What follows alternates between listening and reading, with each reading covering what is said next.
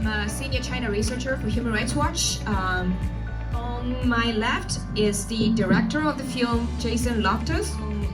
Jason's left is Teng Biao. He's a prominent human rights lawyer. Now he's a poser visiting professor at the University of Chicago. And then on the Teng Biao's left is Da Xiong. He's a acclaimed comic artist from China.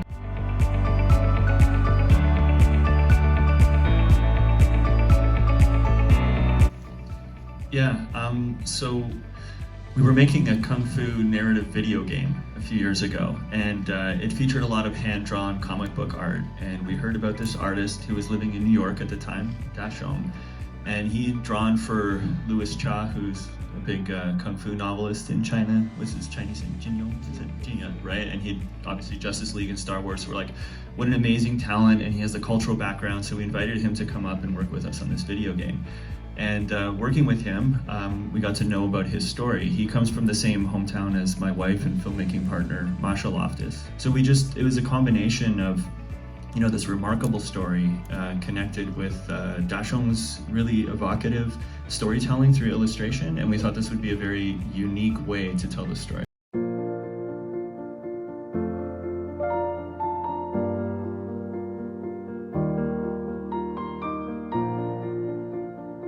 Yeah, well, we're definitely aware of how sensitive the story is. My wife's family members in Chongqing started getting phone calls from the Public Security Bureau saying, we know what you're up to overseas, this kind of sort of veiled threat.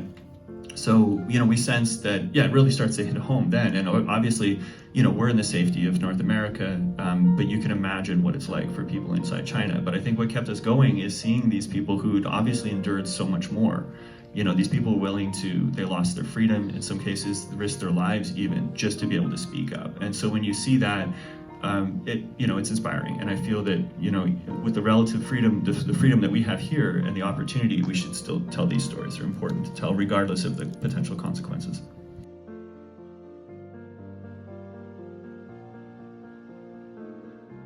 Okay, so here's what I've learned as well from the subjects that we've interviewed, because there's a lot of people, when we're doing a film with sensitive issues like this, and you see people have suffered and they still have ties to China, you ask, what are you comfortable sharing? You have to be aware of the potential repercussions. But it was something that was a recurring theme with a lot of the victims that we spoke with, is that they felt their best recourse was to shine a light on what they had endured. And some people coming out of labor camps would say, all of a sudden at some point I was being tortured, I was being abused, and then the situation got better and they didn't know why until later on they realized that someone from outside of China had called the labor camp, or there was their name had been mentioned in a human rights report, or these types of things. So they said the exposure was actually the best way to deal with this. And so perhaps that's effective. If you show that, hey, if they're going to do these types of things, then we're going to tell people about them, we're going to showcase them, then perhaps there's less of an incentive for them to do these types of tactics.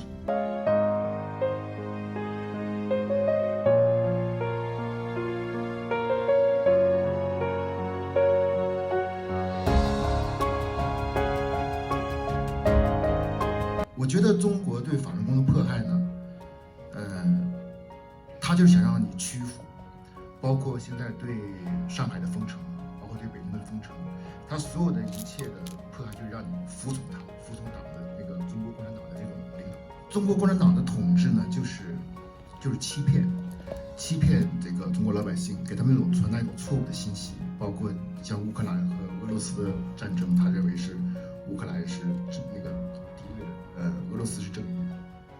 为什么说我要发声？是因为我爱这片国家、这个土地、这里的人们。我觉得这也是中国传统的文化给我们的一种使命感，就是我们要为我们这个国家和民族做一点什么，并不是说，因为我坐在这里，今天坐在这里，但是这个电影里的很多人都已经去世了，他们为了他们的这个信念失去了他们的生命。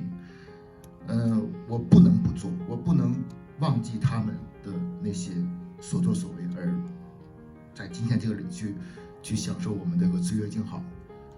因为这里的很多人已经去世了，这里面死的人很有可能是我，也很有可能是我们在座的每一个中国人，我们随时都发生这样的危险，我们不可能忘记这些现实，这是我觉得我们应该做的。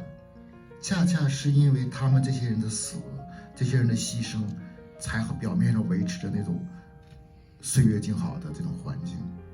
这些其实是真正发生在我们现实生活中的一个真实的事件。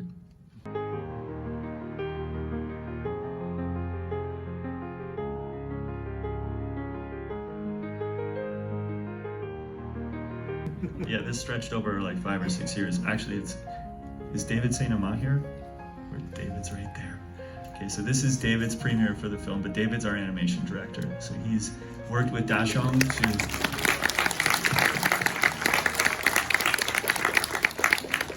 what you'll notice is that there's this 2D look to everything because it's from Dashong's pen, but then there's a 3D perspective in the film. And so we developed a kind of unique production process where Dashong would draw storyboards of some of these scenes, and then David would build this with our tiny little team in the 3D software, and then we would print out. So we would take pictures with cameras in the software and we'd print them out. And so there would just be boxes, and then Dashong would like hand draw all of the backdrops and everything. On top of that, we'd scan them and throw them in. And so what ends up happening is you get this 3D perspective because it's built in 3D animation software, but even the buildings, they're hand drawn, and a lot of the objects are hand colored. You can see the markings like on the taxis and the street trolleys and this kind of thing. So it took a while to develop the process and the look and to do all of it, especially because the team was so small. So.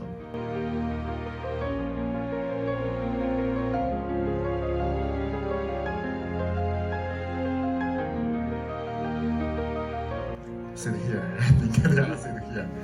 The some people is 在他们也参加这个电影节，可能在这里。In fact, today a lot of the people are here today with us. Can we? Yeah. And where's Little Wei? Xiao Wei is here, and Xiao Lian and Xiao Lan. Yeah, one did. Yes. So. 这是我们第一次回来在这里看这个电影，他们是第一次看到，我觉得。还有一个人很重要的一个人，这个人叫孙长军，他是差不多的一个人，他现在在中国刚刚释放出来，被严密的监视着。我希望能够，这是 human right 的 for sale， 我希望我们关注这个人。Another is the lady, the 周润君 is just released. Yeah, we think we need to care about that. And the information we can get.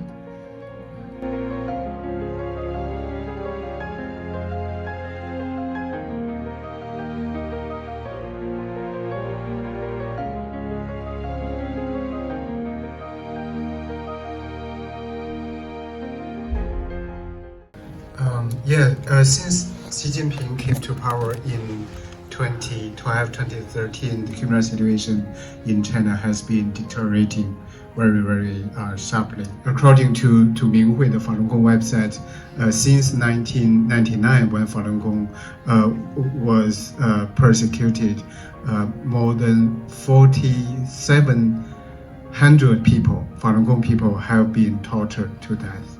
And Chinese government persecutes every religion, but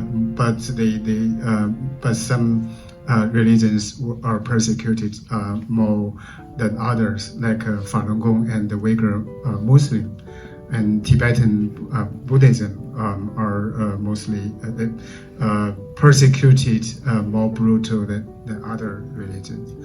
And today, I wrote several papers and articles to analyze what I call the high-tech totalitarianism. So when watching this movie, I was thinking about the possibility of this kind of the 插播事件, the hijacking the broadcast. It's highly unlikely. Has been using the big data.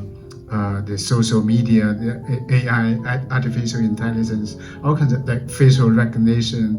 The party is using the health code to ban activist travel.